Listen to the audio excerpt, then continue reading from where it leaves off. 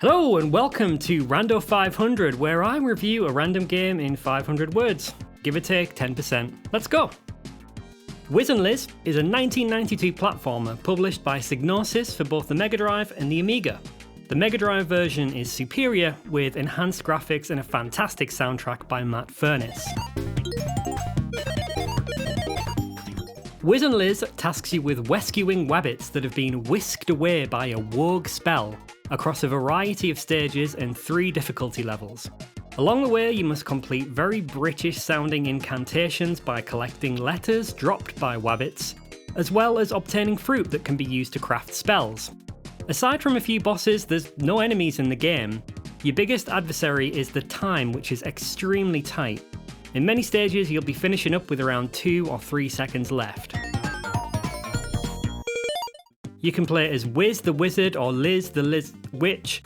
Both control the same and neither has any advantage over the other. The artwork depicts the 2 protagonists as decrepit old fogies, but they whiz around the place, like Usain Bolt with a firework up his arse.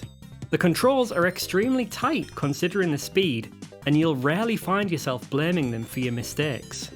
The game starts out easy, but in the mid and high difficulties things get really challenging. More and more obstacles are thrown at you, such as hollow letters that remove a character from your spell, as well as suicide wabbits.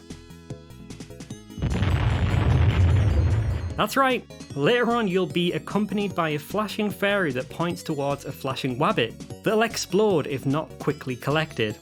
It's completely unexpected, and I was genuinely shocked that this cute game would literally blow up a wabbit.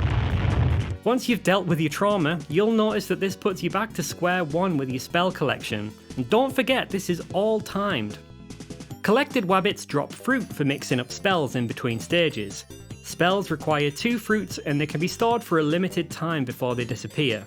You'll need to take notes of recipes because the game provides no clues. Spell effects range from unlocking a shop, skipping levels, changing wabbit colours, minigames, and fake deaths. After clearing the stages, you fight a nightmarish boss. This is the only time you can take damage, and if you lose a life, you've got to go and do the last stage again, which is a rare instance of padding in the game. As you attack the boss, they'll show the damage taken, making them look even more horrifying.